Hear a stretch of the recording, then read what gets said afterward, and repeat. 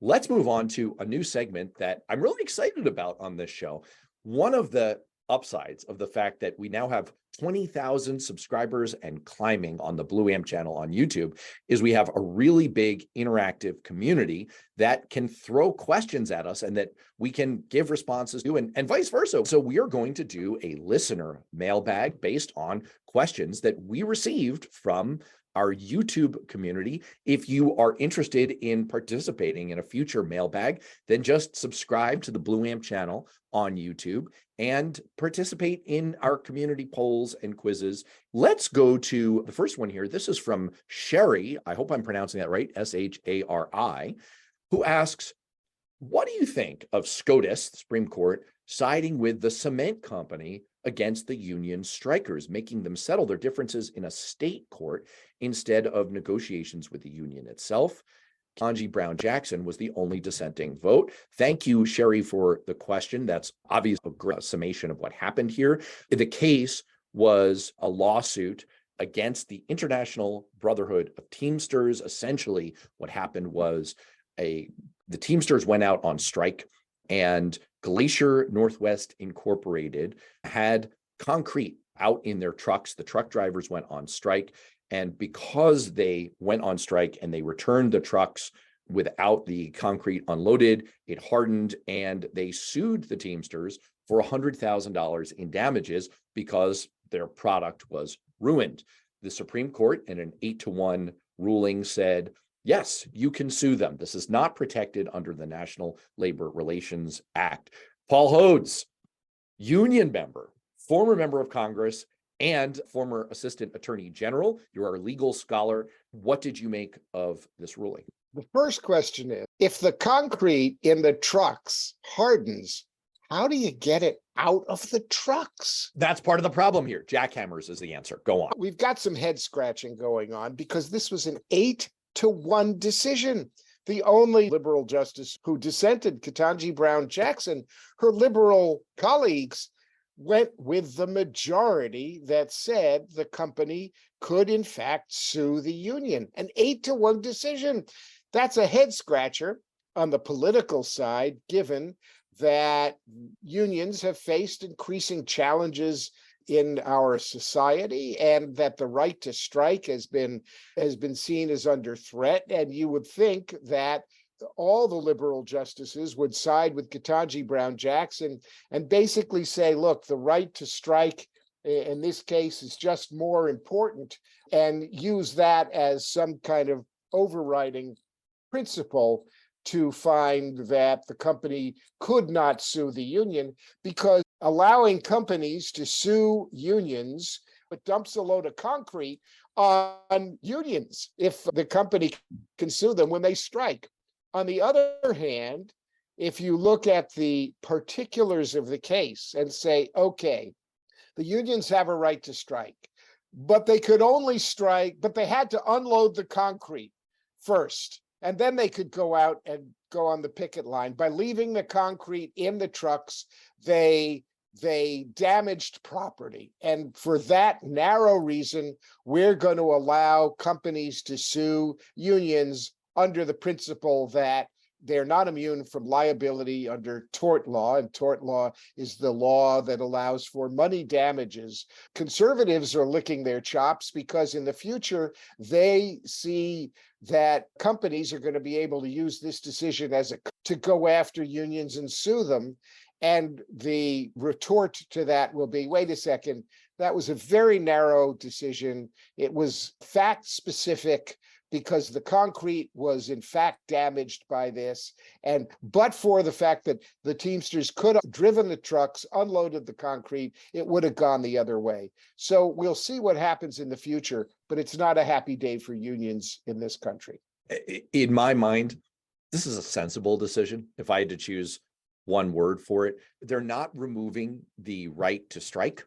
They are saying, look, if you are a restaurant worker and you strike, and all the food in the fridge goes bad, then you could be sued for damages for that. They're preserving the right to strike. They're just saying you have to pay some attention to to damages to the business that you're working for. This feels like a very sensible compromise. Alicia, any I think it was a very sensible decision as well.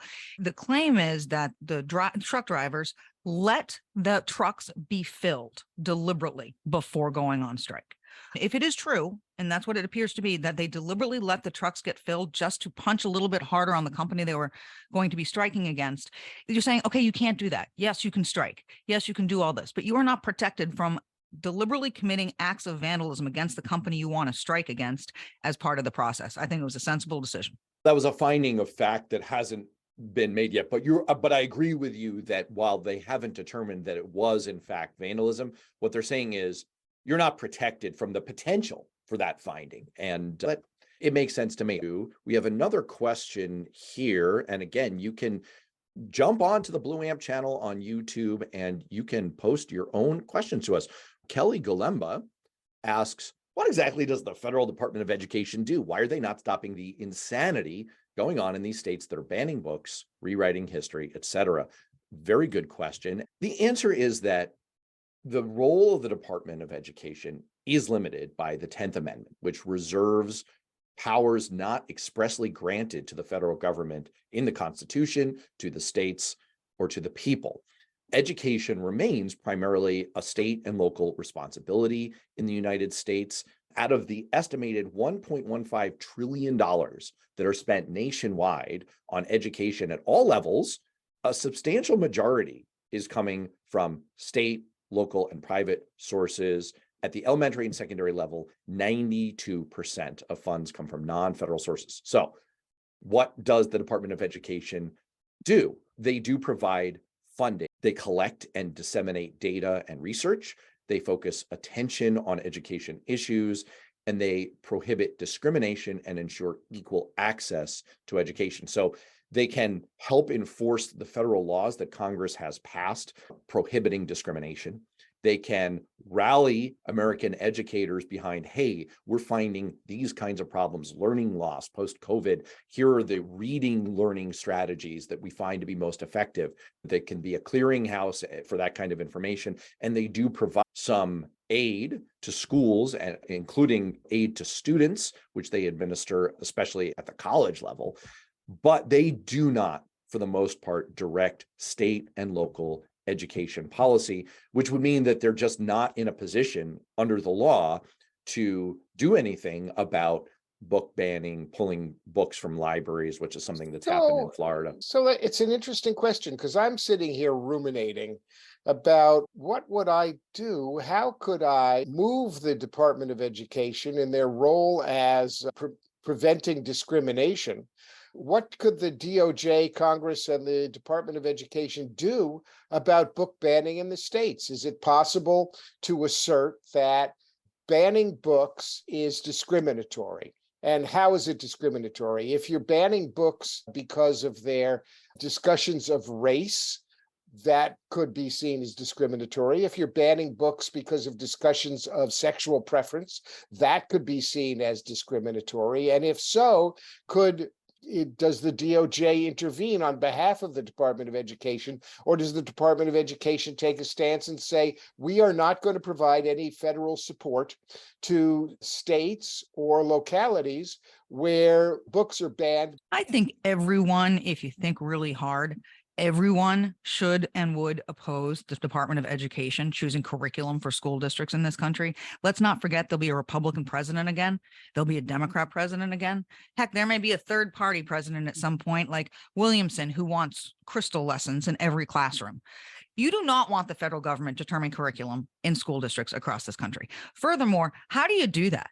I'm from Hampton, New Hampshire. Are you telling me the curriculum in Hampton, New Hampshire should be the same as the curriculum in Los Angeles? It doesn't make sense. We've always believed education should be down to the lowest denominator, which should be school districts. And in some cases, it has to be the state because they have to set some boundaries for what level of curriculum has to be achieved within each school for grades, for graduation, et cetera. But the federal government is in no business to be choosing curriculum or books for school districts across the country. I don't agree at all that the federal government shouldn't have a role in education. That's a great, quaint 18th century notion. It's leave it up to the local one-room schoolhouse.